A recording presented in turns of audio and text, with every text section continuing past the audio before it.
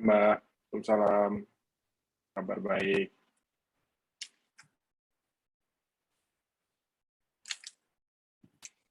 Pak Bambang kemana nih? Udah ada videonya tapi belum ada suaranya, Pak. Aman? Masih di mute kayaknya Pak Bambang ya. Masih di mute, Pak.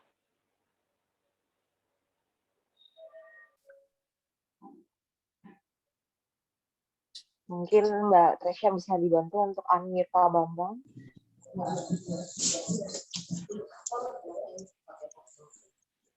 Halo Pak Bambang.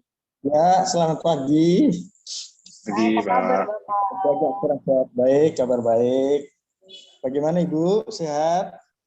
Alhamdulillah baik Bapak. Terima kasih sudah mau hadir di Jet Talks kami ya Pak ya. Webinar kami. Mungkin untuk rekan-rekan yang baru bergabung di hari ini, Jet Talks merupakan program webinar reguler dari Jarivis setiap seminggu sekali, setiap hari Kamis di jam 10 sampai jam 11-an atau mungkin 11.30 maksimal ya. Nah, di sini kita banyak banget ya Pak di sini yang dibicarakan, didiskusikan di webinar ini dari berbagai pembicara yang ahli dalam bidangnya masing-masing. Oke, kalau gitu ini aku pengen ngobrol langsung sama Pak Bambang, nggak masalah ya Pak ya, kan karena tema kita ini kan ngebahas tentang bagaimana strategi supaya tetap tenang dalam menjalankan bisnis di masa pandemi. Sebelum kita nanya-nanya lebih jauh, saya pengen tahu nih, Bapak sendiri menjalankan bisnis di masa pandemi seperti apa sih? Boleh di-share Pak? Silahkan. Iya, bahwa tentu melakukan perubahan-perubahan strategi penting. Karena kehadiran karyawan juga tidak sepenuhnya bisa diharapkan. Berkaitan dengan kesehatan juga harus kita perhitungkan betul gitu. Oleh karena itu, selama ini tentu kami bekerja sama dengan berbagai pihak. Juga harus jujur juga, saya langsung harus katakan dengan Jarivis selama ini kami bangun agar konsentrasi kita dalam memanage seluruh karyawan bisa lebih enak, kira-kira gitu.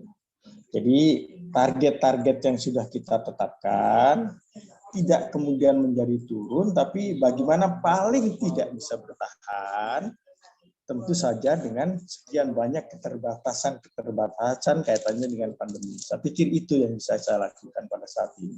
Gitu, Bang. Gitu ya Pak ya, tetap ya kita jalanin ngikutin prokes juga, tapi tetap bisnis jalan juga gitu ya Pak ya. Harus. Iya, iya. Kalau nah sekarang kan itu dari sisi Pak Bambang ya. Kalau dari Mas Gatot aku juga pengen tahu. Boleh ya Pak ya aku ngobrol sebentar sama Mas Gatot ya. Mas Gatot, gimana nih selama pandemi jalanin bisnis Jarivis nih? Gimana strateginya Mas Gatot? Secara apalagi sekarang nih kalau dilihat-lihat berita Omikron makin tinggi nih sekarang, PPKM dinaikin lagi. Nah, gimana menurut Mas Gatot? Oke, thank you Mbak Eca. Halo Pak Bambang. Siap, Pak Gatot. Ya, Pak. Oke, Pak. Izin jawab ya, Pak. Oke. Thank you pertanyaan Mbak Eca. Terkait dengan bisnis gitu ya di masa pandemik, sebetulnya kebetulan di bidangnya Jarivis ini kan memang tidak mengharuskan kita ketemu gitu ya di bidang kebetulan di bidang teknologi seperti Jarivis ini kita tidak diharuskan ketemu, tidak diharuskan kontak secara fisik gitu kan ya. Contoh saya bukan lagi di rumah nih gitu kan, terus Mbak Eca juga di rumah gitu kan ya, which is lumayan jauh jarak kita ya Mbak, Mbak Eca di Palembang gitu kan. Nah itu semua bisa terjadi karena berkat adanya bantuan teknologi yang pasti. Nah balik lagi kebetulan karena memang Jarivis bergerak di bidang teknologi, kita sudah melakukan model kerja yang WFH gitu, baru sekarang ini ada mulai hybrid gitu, tapi kita tahun 2020 2021 itu full WFH kemarin. Jadi alhamdulillah tetap bisa berjalan bisnis karena setuju sama Pak Bambang tadi, kita juga harus concern sama teman-teman yang ada di internal kita gitu ya Pak ya, untuk teman-teman resource-nya gitu kan, terutama supaya mereka tetap bisa jaga kesehatan dan lain-lain. Jadi kita juga sekarang kemarin sempat hybrid gitu ya, sempat ada seminggu 2 kali atau 3 kali lah ke kantor gitu, tapi sekarang mulai banyak dirumahin lagi sih gitu. tetap intinya harus menjaga tim ya Mas ya. Maksudnya Betul. bisnis harus tetap jalan, tapi tetap harus jaga karyawan juga demi Yes. kesejahteraan bersama juga. Karena kalau satu sakit, yang lain juga jadi takut ya Mas ya.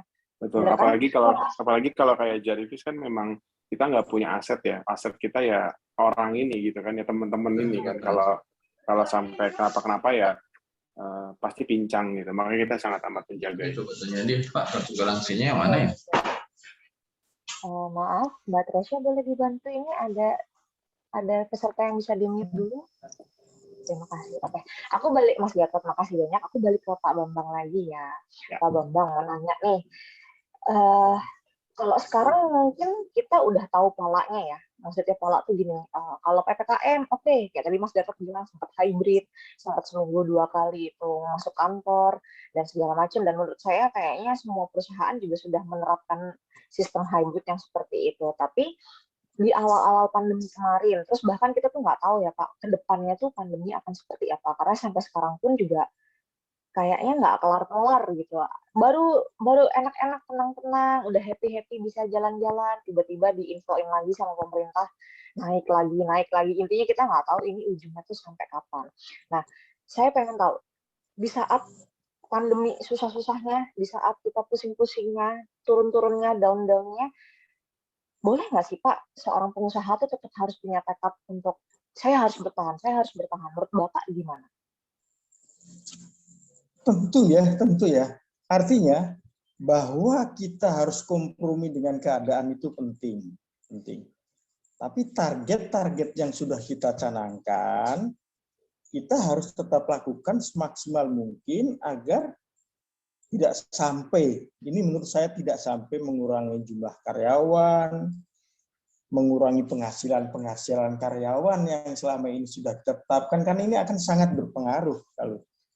Oleh karena itu, terobosan-terobosan, terutama melalui kerjasama dengan Jarivis yang selama ini kami coba lakukan, ini sangat membantu. Oleh karena itu, program-program kemudian kami sesuaikan dengan keadaan-keadaan seperti sekarang ini. Bahwa tentu saja perlu ada semacam tambahan aset, tambahan modal, itu penting, tapi bagaimana hasilnya tetap bisa sesuai dengan target-target sebelumnya. Jangan sampai kita memberikan tambahan modal misalnya, tapi tidak mencapai target sebagaimana yang kita inginkan. Oleh karena itu, saya sebagai pimpinan di Kadin Jakarta Utara kepada teman-teman untuk betul-betul bisa memanfaatkan kerjasama dengan Jarivis yang selama ini sudah kita bangun. Saya pikir itu intinya, Mbak. Tapi Pak, sebelum Bapak kerja sama Jarivis, itu kan kerja sama Jarivis itu di saat pandemi ya Pak ya? Maksudnya pandemi ya, tengah-tengah lah kasarnya, sudah mulai mengetahui strategi untuk, kalau misalnya tinggi ya berarti kita WFH lagi. Tapi kalau misalnya sudah mulai rendah ya kita boleh masuk kantor lagi, WFO lagi. Nah di saat lagi titik down, titik di mana tinggi-tingginya pandemi, boleh tahu nggak sih Pak perjuangan Bapak mempertahankan CV Dian Buana Sejahtera itu seperti apa ceritanya? Iya. Sekali lagi saya perlu sampaikan bahwa kami juga mengalami titik down yang sangat-sangat rendah. Karena produk menurun, juga termasuk bagaimana pemasarannya. Tapi akhirnya kita harus berpikir bagaimana produk-produk ini betul dibutuhkan oleh klien kami. Karena kebetulan kami produknya itu adalah jenis-jenis, ini bukan promosi, bukan iklan ya, itu minuman kesehatan. Tapi bagaimana produk ini bisa sampai kepada masyarakat dan diterima, itu tentu diperlukan komunikasi yang bagus. Di samping itu, bagaimana produk-produk ini bisa tepat waktu kepada masyarakat pemakai. Ini yang menjadi problema selama ini. Karena ada keterbatasan itu. Ya, kehadiran karyawan, kesehatan karyawan yang betul-betul harus kami perhitungkan. Oleh karena itu, juga tidak bermaksud memberikan promosi bagi Jarivis ya. Kerjasama dengan Jarivis itu yang pada akhirnya sangat menguntungkan bagi perusahaan kami. Akhirnya target-target pasar yang sudah kita canangkan sedikit demi sedikit bisa tercapai, sehingga pada akhirnya ya sampai saat sekarang masih bisa berjalan sebagaimana kita harapkan. Sekalipun tentu saja kita tidak boleh terlena karena kita tidak tahu sampai kapan pandemi ini akan mengganggu kita. Oleh karena itu, kesehatan karyawan, aturan-aturan bagaimana dia bisa bekerja dengan baik supaya tidak terlalu terforsir tenaganya itu harus kita perhitungkan betul. Saya pikir itu untuk jaga kesehatan karyawan kita. Gitu, Mbak. Betul. Berarti intinya bisnis plan itu akan tetap terpakai di masa pandemi ataupun tidak pandemi ya Pak. Karena kan kadang kalau saya lihat tuh banyak pengusaha-pengusaha ya yang mereka tuh berusaha mempunyai usaha sendiri tapi belum punya bisnis plan. Mereka lebih ngerasa jalanin aja dulu, yang penting laku dan segala macam. Berarti benar ya Pak ya, bisnis plan itu penting ya Pak ya? Sangat penting. Sangat penting.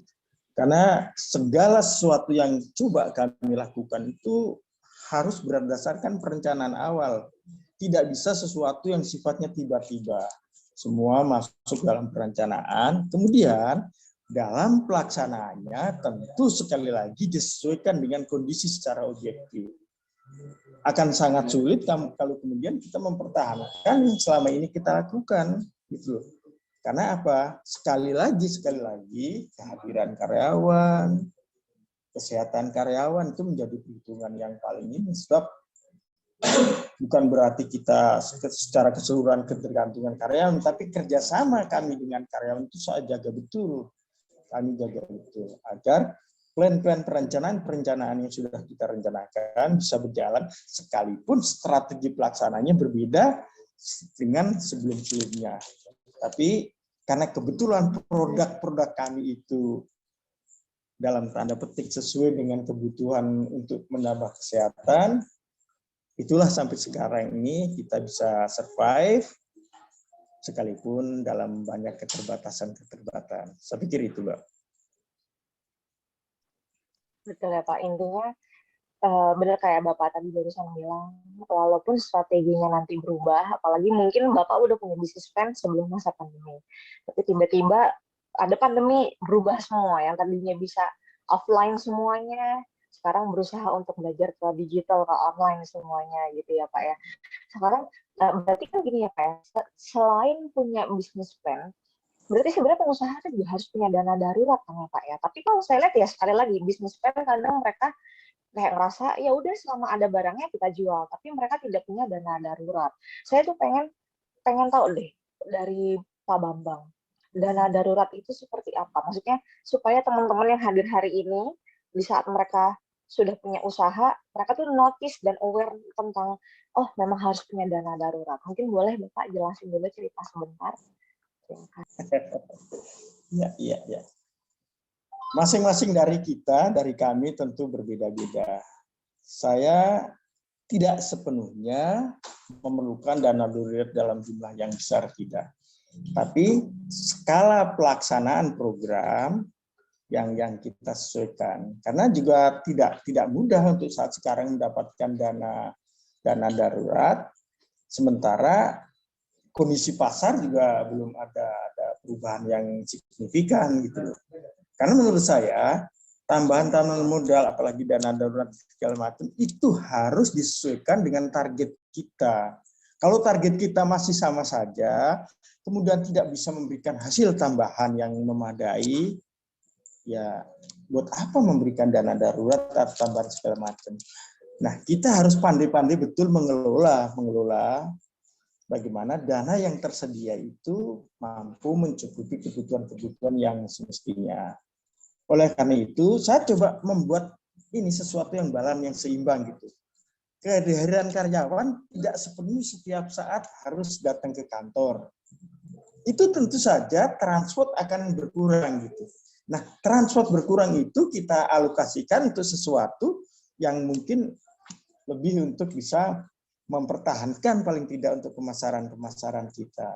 Jadi tidak serta-merta bahwa karena keadaan seperti sekarang ini tiba-tiba harus memberikan tambahan darurat yang pada akhirnya juga tidak memberikan hasil lebih daripada target yang kita canangkan. Oleh karena itu, ya kita harus betul-betul teliti, harus betul-betul pandai bagaimana mengatur kehadiran karyawan, tapi program tetap berjalan sebagaimana kita canangkan sebelumnya. Selama ini kan tiap hari masuk apa segala macam, itu tentu transport semakin besar, artinya besar gitu. Nah sekarang karyawan kita berikan keleluasaan untuk sehari seminggu atau seminggu 2 kali, 3 kali, tapi dia bisa menjalankan programnya dengan baik, ya mencapai target dengan baik. Ya sekali lagi itu kaitan kerjasama dengan Jarivis yang kami lakukan. Why not? Akhirnya ada transport yang itu merupakan juga dana cadangan kita. Sederhana itu. Ya, Jadi bagi sebenarnya perusahaan lain mungkin punya program lain, mungkin kalau saya melakukan seperti itu.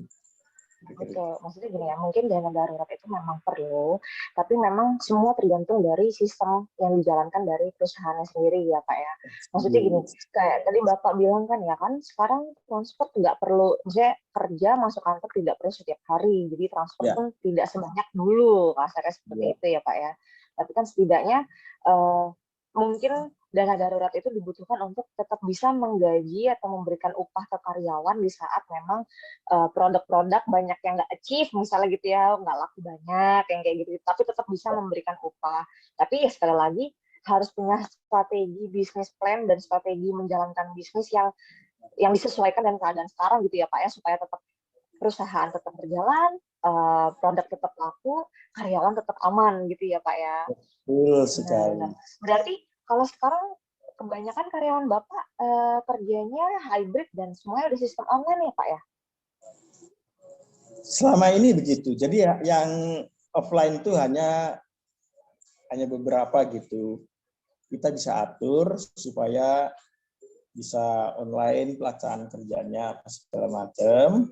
Artinya sekali lagi kehadiran mereka ke kantor bisa semakin berkurang, transport juga bisa kita kurangi. Nah, transport itu yang kemudian sekali lagi mungkin kami alokasikan untuk kerjasama dengan pihak-pihak lain yang selama ini sudah terjalin. Ya sekali lagi, saya harus jujur dengan Jarivis misalnya kan, itu juga tidak bisa serta-merta tiba-tiba kita dapat gratisan, tidak.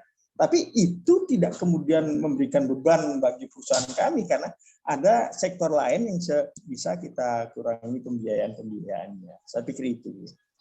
Berarti sekarang selain go digital atau go online, petugas lapangan Bapak, misalnya sales atau kurir Bapak juga diberikan, maksudnya investasi di bidang yang lain itu perlu, selain untuk memberi keamanan untuk petugas Bapak, karyawan Bapak, tapi sebenarnya juga nggak rugi untuk perusahaan gitu ya, maksud Bapak ya? Saya pikir enggak Bu ya, artinya kalau bicara soal meningkat memang belum perlu waktu lah dulu ini, karena memang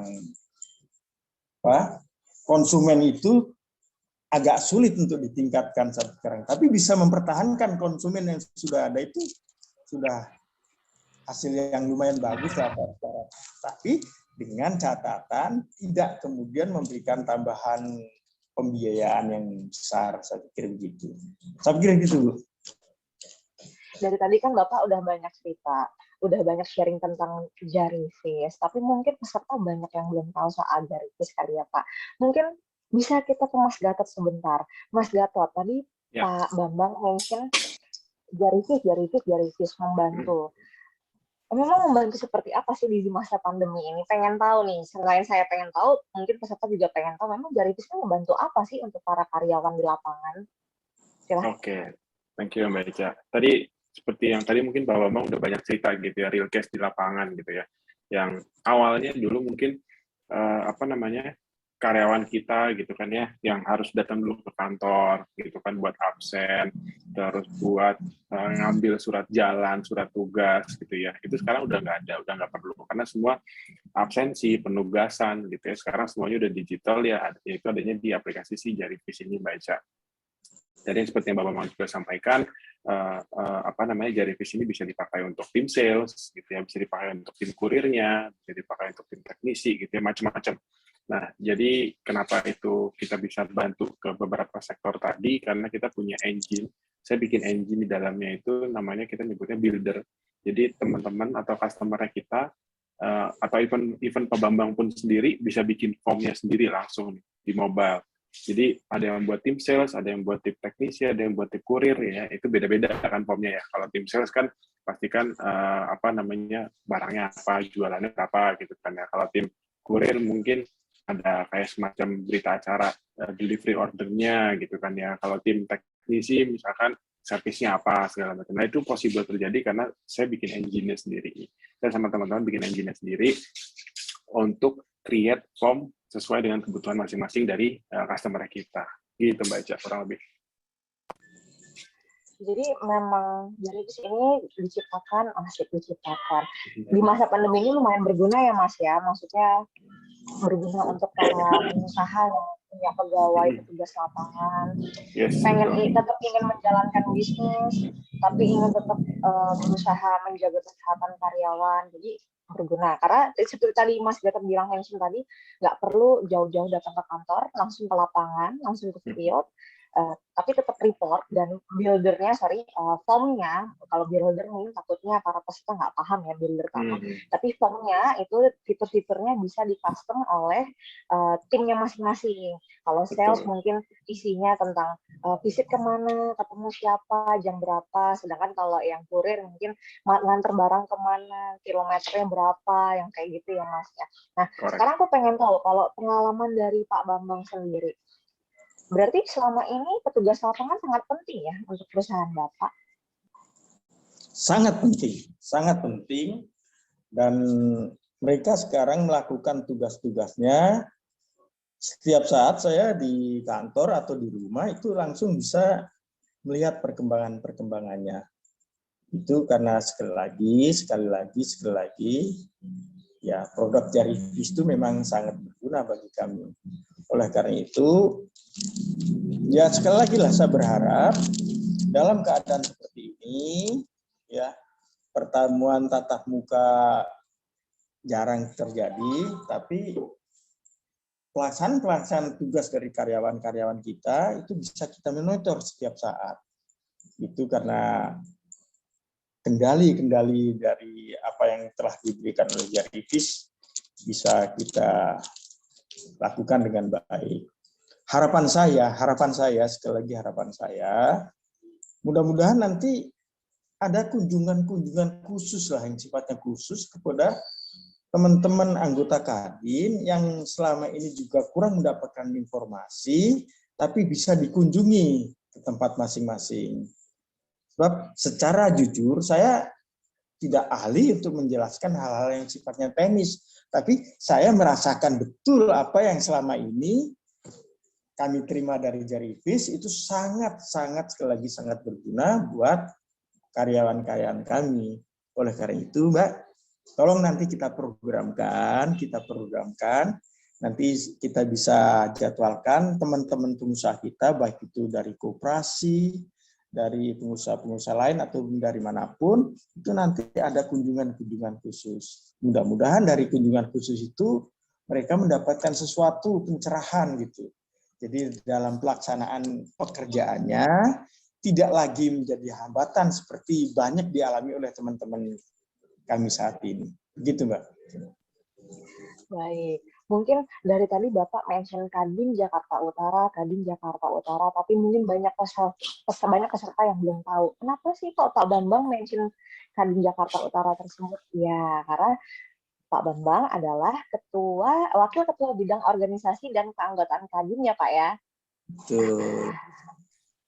Betul. Dan memang namanya pengusaha pasti gabungnya di Kadin juga ya Pak ya. Jadi that's why Bapak tadi mention Kadin Jakarta Utara. Dan kenapa Jakarta Utara? Karena Bapak memang tinggalnya, perusahaannya berdiri di wilayah Jakarta Utara. Nah sebelumnya Pak, sebelum kita lanjut bertanya yang banyak lagi nih, saya pengen ngasih kesempatan untuk para peserta yang mau nanya ke Pak Bambang dan Mas Gatot secara langsung. Silahkan, boleh raise hand atau boleh chat di kolom chat. atau mungkin on cam dan on audio juga nggak masalah, dipersilahkan kok. Gitu. Sambil kita tunggu ada yang bertanya ya Pak ya. Ya, Saya pengen tahu, ada kisah nggak Pak? Misalnya kendala di lapangan gitu. Apakah mungkin ada petugas lapangan Bapak yang mulai mengeluh dulu sebelum pandemi mungkin atau pas pandemi gitu yang mengeluhkan, Pak ini terlalu banyak kertas yang harus saya catat atau harus saya kasih, atau mungkin keluhan-keluhan dari admin Bapak yang, aduh Pak, terlalu banyak report yang harus dibuat tapi jangka waktunya dikit gitu. Pernah nggak Pak dapat keluhan yang seperti itu dari karyawan Bapak? ya, ya itulah fakta di lapangan. Memang selama ini terjadi karena demi kepentingan kontrol, demi kepentingan pengawasan, tentu banyak sisi administrasi yang harus dipenuhi oleh karyawan kami. Tapi sekarang kan bisa lebih sederhana gitu, sederhana, dan itu mencakup sekian banyak hal yang perlu kita ketahui. Jadi dari teman-teman produksi, dari teman-teman ini setiap saat bisa melihat data-data yang dikerjakan oleh karyawan kita yang ada di lapangan, itu sudah sangat cukup membantu gitu loh.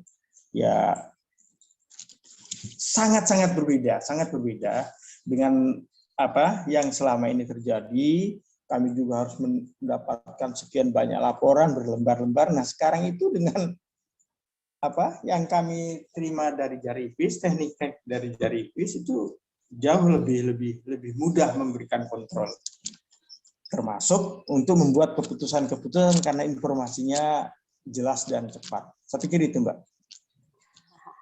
Benar ya, Bapak sendiri sudah punya pengalaman seperti itu ya Pak ya. Jadi Bapak sudah tahulah fungsi dari Jaripis itu seperti apa.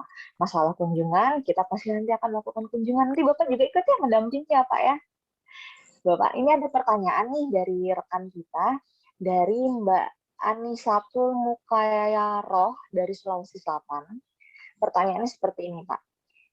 Bisnis itu tidak sesimpel animasi membawa ember dan membangun pipa.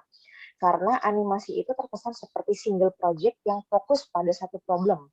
Sedangkan secara real bisnis butuh development bisnis dengan manajemen, komunikasi, tim, delegasi, serta intelektual yang baik, serta multi divisi dan multi komunikasi jika ingin bertahan lama. Bagaimanakah langkah baik dalam menyikapi hal itu? Bagaimana menurut Bapak? Terima kasih Mbak Anissa. Ya, terima kasih.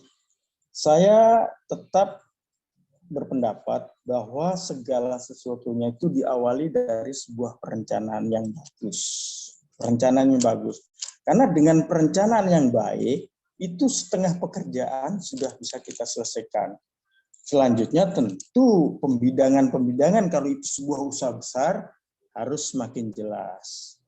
Tapi pembidangan ini terutama dalam kaitannya dengan pemasaran, ini pengalaman saya pribadi ya, karena ada produk-produk yang harus kita pasarkan, tentu kita mendapatkan tenaga pemasaran yang bagus, yang biasa ke lapangan dengan cekatan apa segala macam. Nah, sekarang dimudahkan dengan teknologi yang coba kami kerjakan, samakan dengan Jaripis. Oleh karena itu, sekali lagi, saya selalu yakin, selalu percaya bahwa sebuah perencanaan itu merupakan suatu hal yang sangat penting. Bahwa kemudian dalam perjalanan tentu saja akan ada penyesuaian, tapi perencanaan dasar itu menjadi acuan kita. Jadi mudah-mudahan saja harapan saya tidak tergelincir dibanding kalau kemudian ya sekali lagi yang penting jalani saja, kira-kira gitu. Jadi sekali lagi dalam program apapun di perusahaan kami itu perencanaan menjadi prioritas utama. Saya pikir itu. Perencanaan tetap ya Pak ya. Baik, sebelum terima kasih Bapak Bambang atas jawabannya. Mungkin Mas Gatot juga bisa bantu jawab pertanyaan dari Mbak Anissa.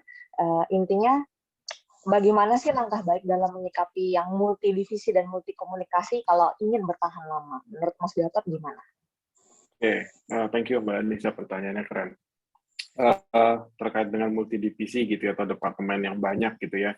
Terus terang saya sendiri nerapin di Jaripis itu border antar divisi itu atau antar departemen itu bisa dibilang kita hilangin gitu. Jadi nggak ada yang oh ini dari tim sales, oh ini dari tim support, ini dari tim ini gitu. Selama itu menyangkut ke customer, karena salah satu value-nya kita adalah kita fokus ke customer dan kita harus kolaborasi di internal.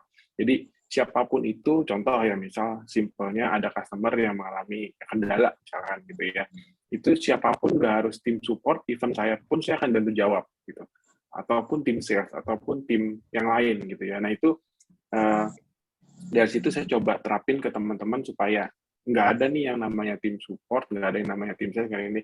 Memang ada secara pekerjaan, secara job desk ada, cuman secara kita serve ke customer, secara kita melayani ke customer, kita adalah as a Jarvis gitu, siapapun kita gitu. Kita harus support customer kita semaksimal mungkin gitu. Jadi memang sekarang trennya gitu ya. Kalau dilihat mungkin apa namanya departemen-departemen atau divisi-divisi itu sekarang mulai kelebur gitu ya, namanya mungkin ada yang tribe, ada yang troops gitu ya, ada yang dan lain-lain lah gitu. Intinya adalah saling berkolaborasi satu sama lain supaya nggak yang satu departemen punya tujuannya sendiri, departemen ini punya tujuannya sendiri, departemen ini punya tujuannya sendiri. Nggak, tujuan kita cuma satu. Gitu. Contohnya kalau kayak di Jarvis, kita nyebutnya North Star metric-nya kita adalah ya apa namanya sekian ribu user misalkan seperti itu ya. Itu yang kita harus achieve gitu. Itu yang kita harus achieve. Gimana caranya ya? Ayo kita kolaborasi antara tim sales, tim produk dan implementasi sampai tim development. Gimana caranya? Apa namanya? Ka'bahnya kita tuh itu, Vatikannya kita tuh itu gitu ya. Pokoknya arahnya ke situ, kiblatnya tuh ke situ. Gitu. Gimana caranya? Gitu sih Mbak Ica. Berarti kalau misalnya dari Pak Bambang, intinya adalah semua harus ada perencanaan. Kalau dari Mas Gatot adalah intinya kompak. Kalau di dalam kantor mungkin kita sudah terkotak-kotak ya, tim apa, tim apa, tim apa. Tapi di luar kantor kita satu bendera, satu hati gitu kasarnya ya Mas. Betul, Jadi betul. Kasarnya kalau ketemu klien tuh ya saya Jarvis, saya bukan tim support tapi saya Jarvis. Jadi jawabannya harus kompak intinya gitu ya Mas ya. Memang mungkin benar kuncinya untuk bisa tetap bertahan, untuk bisa berkomunikasi dan menjalankan bisnis dengan baik, memang harus punya tim yang solid dan juga tim yang kompak. Baik. Oke, selanjutnya nih Mas Gatot ada yang nanya nih. Bagaimana sih strategi marketing di masa pandemi seperti ini untuk Jarvis dan juga untuk CV Dian Buana juga untuk Pak Bambang nantinya ya. Oke, silahkan dulu Mas Gatot. Oke, strategi marketing ya tadi ya? Pertanyaannya ya. Oke, terkait dengan strategi marketing, sebetulnya yang kita lakukan ya kalau di Jarvis sendiri sekarang itu apa namanya, mulai dari sisi offline tetap ada, tapi memang sekarang mulai beralih ke sisi online gitu ya. Kalau kita ngomongin online banyak, ada apa namanya, ada sosial media gitu ya, ada dan lain-lain. Sosial media banyak banget, ada LinkedIn, ada Instagram, ada YouTube gitu ya, even sekarang ke TikTok gitu ya. Itu semuanya kita coba gitu ya, channel-channel itu supaya orang lain bisa lebih tahu gitu kan. Nah contohnya lagi, saya nggak tahu itu dapatnya dari mana, yang jelas kita punya apa namanya, dapat customer gitu ya dari Nusa Tenggara kalau nggak salah, saya lupa NTB atau NTT gitu ya. Mungkin kita kantor padahal di Jakarta gitu ya, kita ada tim kayak Mbak Eca gitu ya di Palembang, saya punya tim lagi di Malang gitu ya, terus ada yang nanti kita akan buka di Jogja juga. Nah itu tiba-tiba atau dapat customer di Nusa Tenggara gitu, nggak tahu dapatnya dari mana gitu. Nah itu adalah the power of social media yang spread-nya bisa sangat amat luas gitu loh. Padahal kita cuma tim marketing kita adanya di Jakarta nih gitu ya, tapi bisa dapat dari sampai luar daerah yang lumayan jauh gitu ya, udah beda pulau juga. Nah itu ya alhamdulillah kita bisa dapat di situ sih gara-gara digital marketing juga dan kerjasama dengan beberapa pihak. Oke, jadi memang punya dampak yang baik ya sosial media ini untuk perusahaan, terutama Jarvis saat ini. Nah, sedangkan untuk kalau Mas sendiri bagaimana? Kalau Jarvis kan mungkin kita ya perusahaan yang masih kecil lah, belum sebanding sama CV Dian Buana Sejahtera yang mungkin sudah lebih lama, sudah lebih berpengalaman di dunia perusahaan, dunia usaha. Nah, kalau dari Bapak sendiri gimana strategi marketingnya di saat masa pandemi ini? Karena kan tadi Bapak juga pernah jujur tadi kan barusan kayak ya sempat dulu turun juga penjualan, tapi Setelah itu ya pelan-pelan naik lagi. Nah, itu strategi marketingnya seperti apa, Pak? Al boleh tahu? Ya, artinya pasar produk-produk yang kami miliki itu memang untuk saat sekarang memang dari menengah, artinya di kalangan menengah. Di bawah betul juga belum. Ke atas belum juga belum. Oleh karena itu, bagaimana memperkenalkan produk-produk kami itu sesimpel mungkin untuk sampai kepada peminat ke depan yang memang kita harapkan. Itu yang sekarang ini sedang coba kami jajaki terus-menerus. Oleh karena itu, sekali lagi, nanti saya akan banyak diskusi kemudian ke teman-teman di Jarivis. Ada nggak bisa membantu menyampaikan semacam promosi atau iklan atau pemberitahuan tentang produk-produk kami supaya jauh lebih bisa diterima oleh para yang punya kepentingan terhadap produk kami. Sekali lagi, bahwa produk-produk kami adalah minuman kesehatan, itu, dan saya harus jujur, itu juga bukan pada harga yang di bawah, tidak, tapi harga yang menengah. Oleh karena itu, pemberitaan tentang kegunaan itu saya ingin nanti bisa bekerja sama dengan Jarivis. Mungkin nanti ada program-program yang bisa mendukung program seperti itu. Begitu Mas Gatot. Terima kasih. Siap Bang. Baik Pak, nanti akan segera bisa didiskusikan offline atau online ya, virtual meeting barengnya. Oke, kalau gini Pak, dari Pak Bambang sendiri, pengen tahu nih jalan cerita CV dan Buana Sejahtera. Tadi kan dibilang produknya itu minuman ya Pak ya. Terus sampai akhirnya bisa punya banyak konsumen. Itu gimana sih cara Bapak memberi daya tarik untuk produk Bapak ke konsumen? Karena tadi juga ada di form kami, ada yang titip pertanyaan, mereka bertanya gimana caranya membuat orang tuh tertarik dengan produk mereka gitu. Silahkan Pak. Ya, saya harus jujur. Masa pandemi ini juga memberikan keuntungan yang tidak sedikit, bukan keuntungan dalam bentuk materi, tidak sepenuhnya itu ya. Keuntungan artinya memperluas jaringan pemasaran karena produk-produk itu bisa digunakan untuk membuat tubuh kita semakin bertahan, kuat, segala itu terhadap serangan-serangan ini. Nah, itu informasi seperti itu yang coba kami tekankan kepada audiens, kepada masyarakat. Nah, oleh karena itu, seperti sebagaimana saya katakan tadi, mudah-mudahan nanti bisa kerjasama lebih baik lagi dengan Jarivis, supaya produk-produk kami bisa lebih terkomunikasikan kepada masyarakat secara luas. Saya pikir itu, Bu. Saya berpikir coba sederhana, karena saya harus jujur sekali lagi, bukan berarti kemudian saya menarik keuntungan dari adanya pandemi supaya pandemi berlangsung lebih lama lagi, tidak. Tapi memang pandemi itu dalam tanda petik bisa saya manfaatkan untuk memberikan tumpangan promo untuk produk-produk kami. Saya pikir itu. Seperti blessing in disguise gitu ya Pak ya. Kasarnya gitu ya Pak ya. Oke Pak, ini ada pertanyaan nih dari peserta lagi. Titipan pertanyaan dari Mas Arif Lim. Oke. Beliau bertanya, bagaimana strategi di dalam bisnis jika bisnis saya saat ini kurang berkembang atau produknya sudah tidak tren? Jadi dia itu misalnya berbisnis barang A, udah nggak ngetren lagi, tapi dia tetap bisnis seperti itu Pak. Maksudnya bisnis berjualan barang itu. Nah, menurut Bapak strateginya gimana supaya tetap, walaupun udah nggak ngetren, tapi barangnya tetap laku? Itu Pak. Bagaimana menurut Bapak? Tetap saja bahwa masyarakat pemakai, pengguna itu tetap harus merasakan manfaatnya. Itu strategi yang harus dijalankan. Bagaimana mungkin sebuah produk kalau sampai kepada masyarakat, tapi masyarakat sendiri tidak merasakan kegunaannya. Nah, itu yang harus diinformasikan kepada masyarakat kita. sekali lagi mohon maaf saya kembali ke produk saya karena produk saya produk kesehatan yang berguna buat masyarakat yang selama ini sedang menghadapi pandemi. Saya pikir itu produk apapun ya strateginya sesederhana itu kalau menurut saya bagaimana masyarakat betul-betul bisa merasakan kegunaannya dari produk yang kami tawarkan. Saya pikir begitu.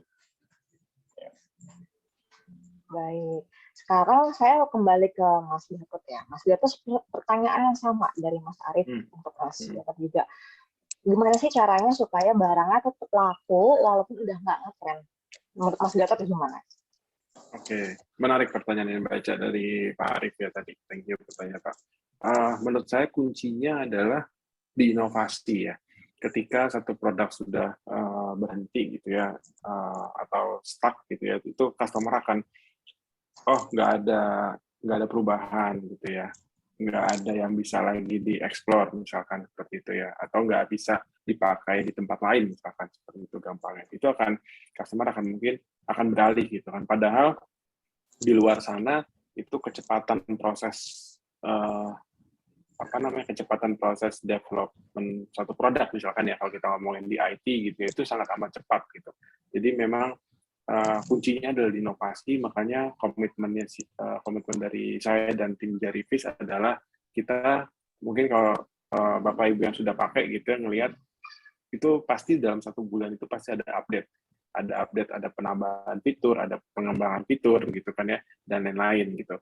Nah, itu yang menyebabkan alhamdulillah sampai sekarang kita terus growth gitu kan ya, terus dan makin menyebar juga alhamdulillah hampir ke seluruh Indonesia juga sekarang. Itu yang menurut saya adalah kuncinya gitu. Saya juga banyak kemarin juga sempat nonton, mungkin teman-teman pernah melihat juga atau aplikasi Zoho gitu ya, yang kayak Salesforce tapi dia nggak sama sekali nggak diinjek sama investor, tapi bisa hidup sendiri gitu ya. Kuncinya ternyata adalah inovasi. Mereka nggak berhenti berinovasi gitu kan, terus saja dijalani, sehingga customer mereka yang sudah pakai merasa puas, itu akan kekuatan word of mouth itu akan luar biasa pasti. Seperti itu Mbak Eca. Betul, kalau saya boleh tambahkan ya Mas Gatot untuk Pak Arief, intinya memang inovasi. Kalau misalnya Bapak jualan baju, sekarang orang lagi musim hujan, maunya punya jaket, ya nggak ada salahnya Bapak juga melebarkan sayap jadi jualan jaket juga gitu kan. Intinya kita menyesuaikan konsumen, kebutuhan konsumen, seperti yang tadi Pak Bambang juga mention kan, saya ini produk kesehatan yang dimana orang membutuhkan di saat pandemi seperti ini. Ya benar, nggak pas saat pandemi pun juga orang butuh suplemen atau minuman kesehatan, tapi di saat pandemi orang lebih butuh. Nah sama, berarti untuk Pak Arief mungkin bisnisnya jangan takut untuk berinovasi kali ya Mas Gatot kasarnya ya. Betul. Jadi ya kita harus kreatif lah intinya. Kalau misalnya A nggak laku, kita harus cari cara gimana caranya si A laku, tapi kita juga punya produk baru yang lebih inovasi, yang lebih bikin orang tertarik ya Pak ya Mas ya. Gitu. Oke, sebelumnya nih ada pertanyaan lagi, titipan dari Pak Teguh, beliau dari Bandung. Beliau bertanya nih dari Twitter, bagaimana strategi untuk tetap bisa konsisten dalam menjalankan bisnis? Karena di masa pandemi ini kan mungkin gonjang-ganjing ya, nah, dia butuh ada semangat motivasi supaya konsisten. Gimana menurut Mas Gatot dulu?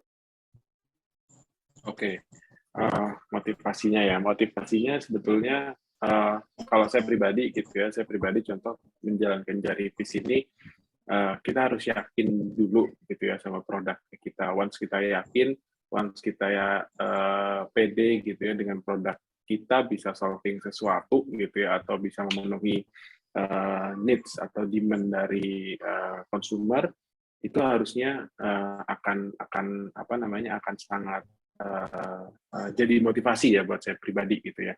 Apalagi hal-hal simple, contohnya kayak misalkan dapat komen gitu ya, atau review dari ketika kita melakukan survei. Jadi kebetulan kita juga rajin melakukan survei setiap kuarter gitu ya, jadi setiap 3 bulan sekali kita dengerin kebutuhan customer, pengennya apa lagi sih yang ada di Jarivis gitu ya. Makanya saya bilang ke tim produk supaya jangan berhenti untuk melakukan inovasi, dengerin apa kata customer, karena memang salah satu value-nya kita adalah fokus on customer gitu ya.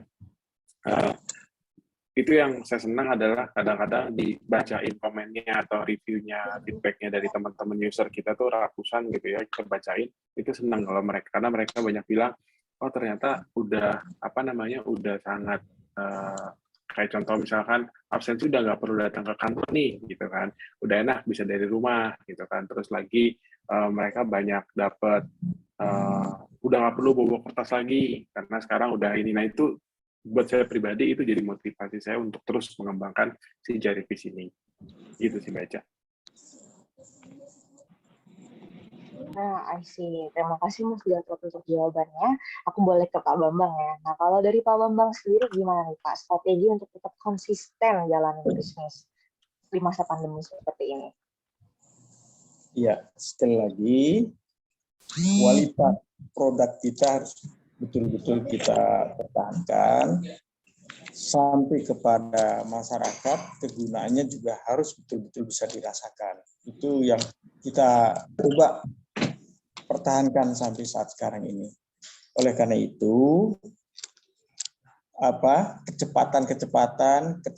ketepatan waktu dalam pengiriman produk apa segala macam itu harus betul-betul kita perhitungkan, bahwa tentang apa inovasi apa segala macam penting ya, sekali lagi mungkin dari kemasan, dari apa segala macam, tapi sekali lagi inti dari segala inti tentang kegunaan produk itu sendiri harus betul-betul menjadi jaminan, artinya betul-betul bisa diterima oleh masyarakat, karena kalau kemudian kegunaannya ini itu lambat laun pasti tetap akan down. Oleh karena itu, sekali lagi saya percaya bahwa inovasi itu penting, tapi inovasi tidak akan cukup kalau produknya mempunyai kandungan yang memang tidak baik sebagaimana diharapkan oleh masyarakat pemakai. Saya pikir itu. Berarti masih nyambung ke pertanyaan sebelumnya ya Pak ya. Intinya selain konsisten, selain tetap punya tekad, punya strategi, inovasi juga penting, tapi harus tetap mikirin manfaatnya untuk konsumen itu apa. Karena kalau mungkin nggak ada manfaatnya juga buat apa berinovasi ya Pak ya. Ya, betul. Baik Kak, gitu. Bapak, Mas Gatot, terima kasih atas waktunya. Terima kasih para peserta yang hadir hari ini. Tapi sebelumnya, sebelum kita berpisah, mungkin kita bisa foto bareng ya Pak, Mas. Mungkin untuk teman-teman bisa on cam semuanya, kita foto bareng sebagai kenang-kenangan nih hari ini kita